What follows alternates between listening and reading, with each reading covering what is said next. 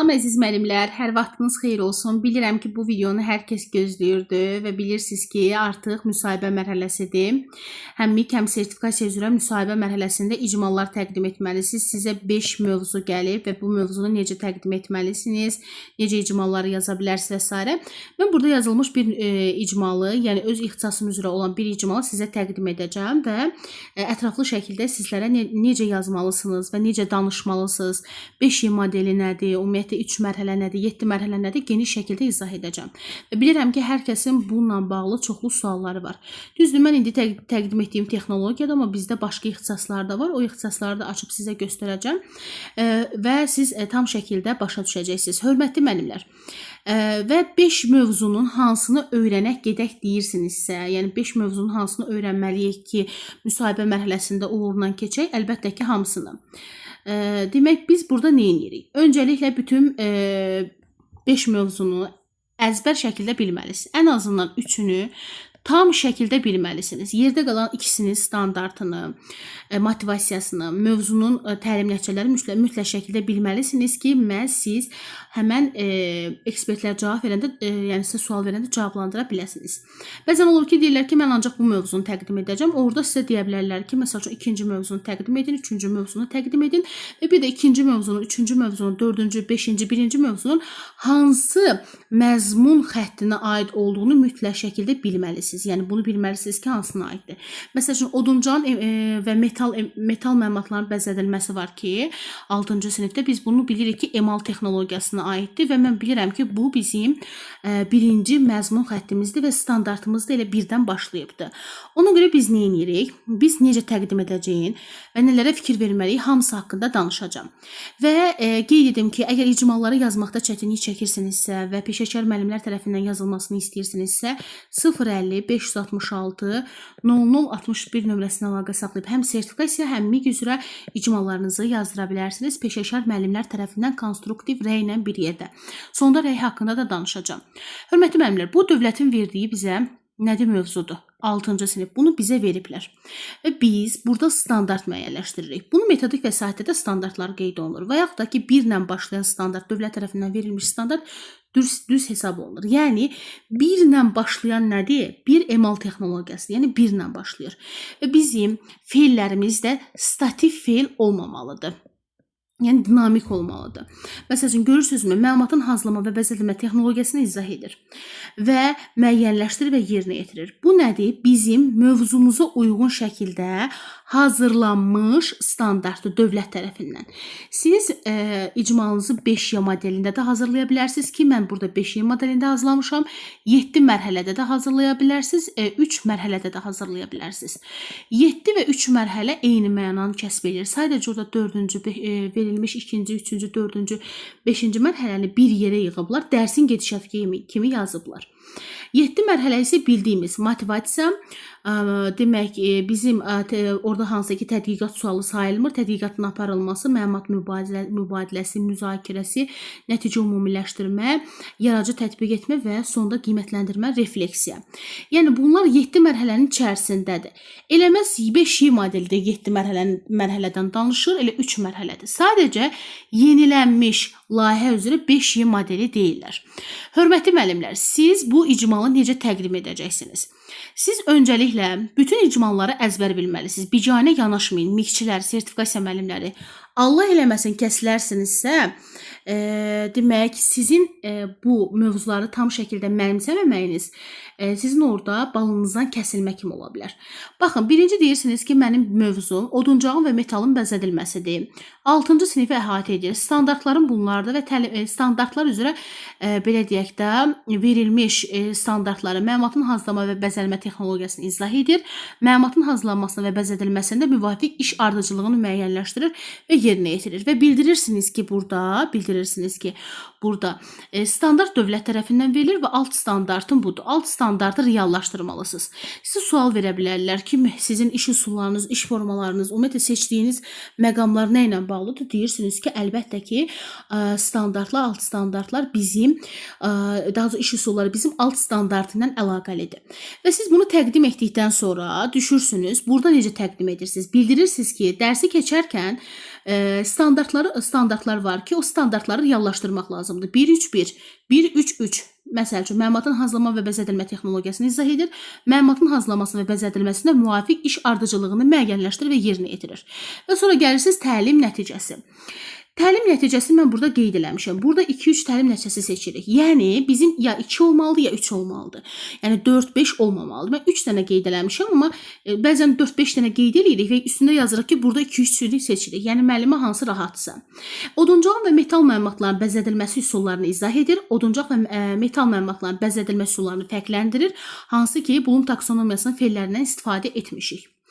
Aha, qiymətləndirmə meyarları şagirdlərə öncədən deyilir. Qiymətləndirmə meyarları standartımıza və mövzumuza uyğun olmalıdır. Oduncaq və metal məlumatların bəzədilməsinə istifadə olunan üsulları izah edir, bəzədilmə üsullarını fərqləndirir, bəzədilmə üsulunu seçir və tətbiq edir.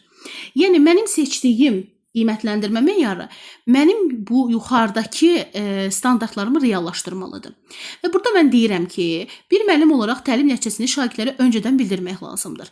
Təlim nəticəsi 2 və 3-dən artıq olmamalıdır və təlim nəticələrim bunlardır. Qiymətləndirmə meyarlarım isə təqdim edirəm. Oduncaq və metal məlumatların bəzədilməsinə istifadə olunan üsulları izah edir.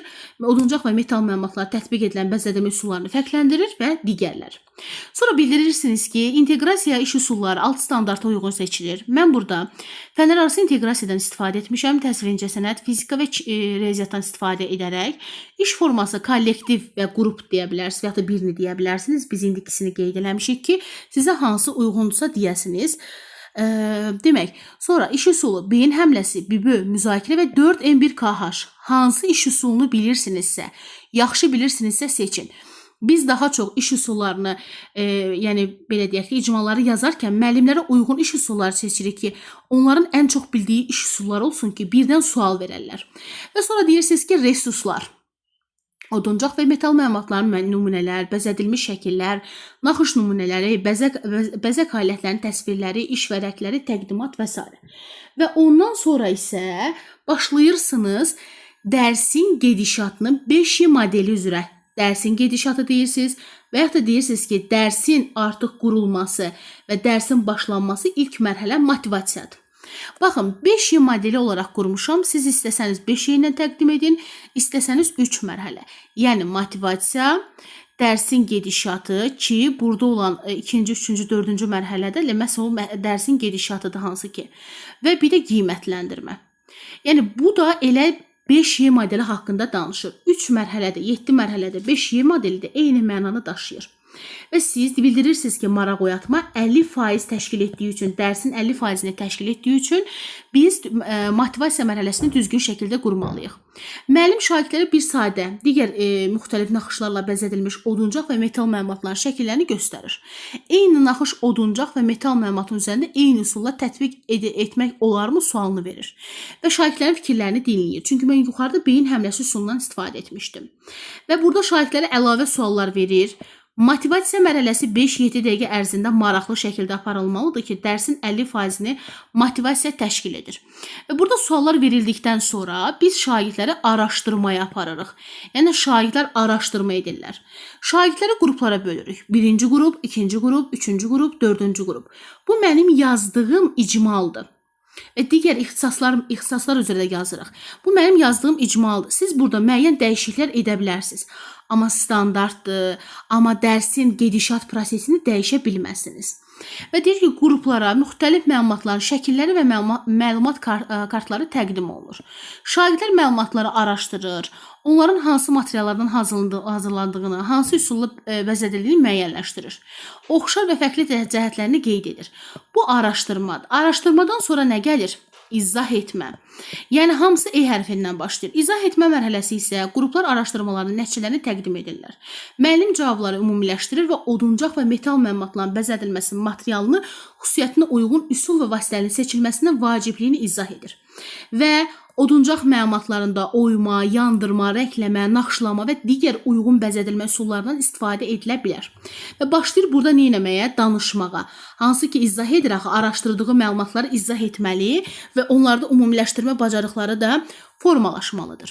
Sonra gəldik möhkəmləndirmə. Yəni artıq nə edirik? Möhkəmləndirmə prosesi həyata keçiririk. Şagirdlərə situasiya təqdim olunur. Aysel taxtadan hazırlanmış qutunu, Murad isə metal lövhəni bəzəmək istəyir və hər ikisi eyni alət və bəzədilmə üsulundan istifadə etməyi düşünür. Sizcə onların seçimi düzgündürmü?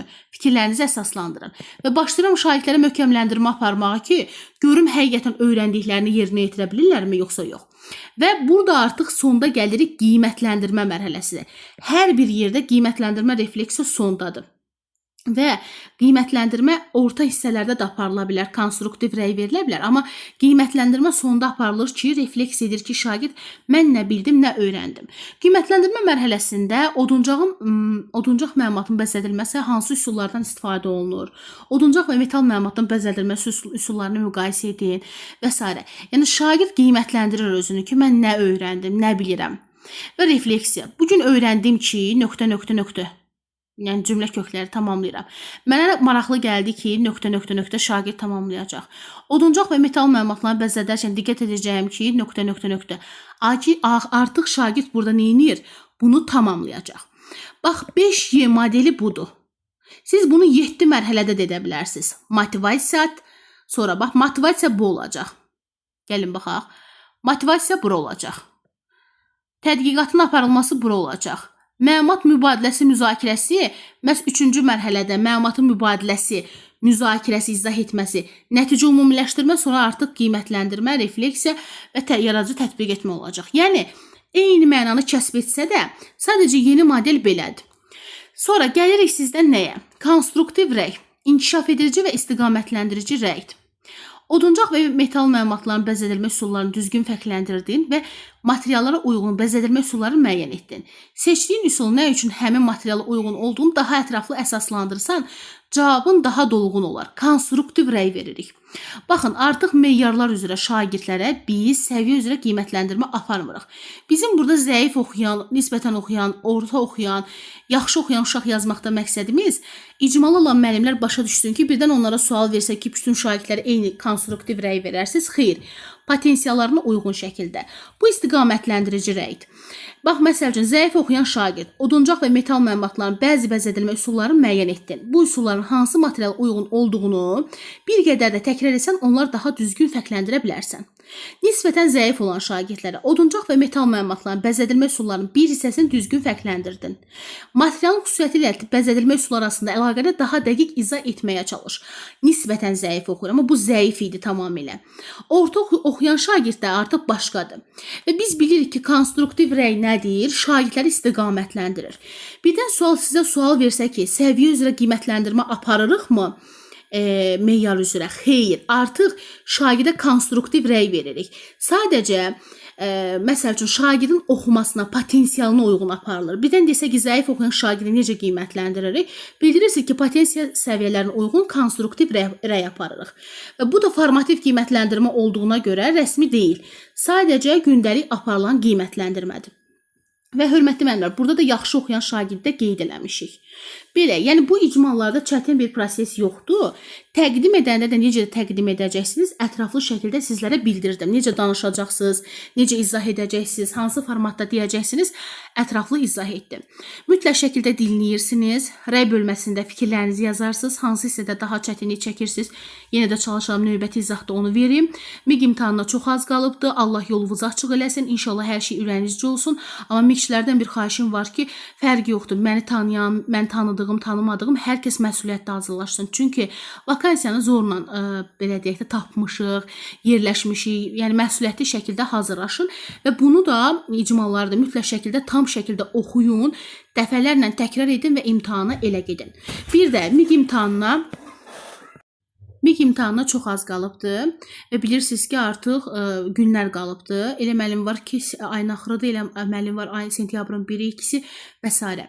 Kimlər əgər indiyə qədər hazırlaşa bilməyibsə, proqramı tam şəkildə öyrənə bilməyibsə, əsasən ümumi dünya görüşü, psixoloji suallara tam şəkildə cavab verə bilmirsə, 5-6 günlük bizim fərdi dərsimiz var və biz bu qruplara maksimum endirim etmişik. Yəni bu endirim hələ indiyə qədər olmayıb. Yəni fərdi hazırlığın bu qiymətə, İlusda icmalların hədiyyə edilməsi həqiqətən də möhtəşəm bir belə deyək də məqamdır. Ona görə yararlanın. Qoşulmaq istəyənlər 050 566 0061 nömrəsinə əlaqə saxlasınlar və sertifikasiyadan da ayın 28-i yeni qrupumuz başlayır. Kim istəyirsə buyurub yararlansın. Yox, əgər təkcə icmal lazımdırsa, icmalları da bizdən əldə edə bilərsiniz. Yenə də belə videolar çəkəcəm sizin üçün. Özünüzə yaxşı baxın, sağ olun.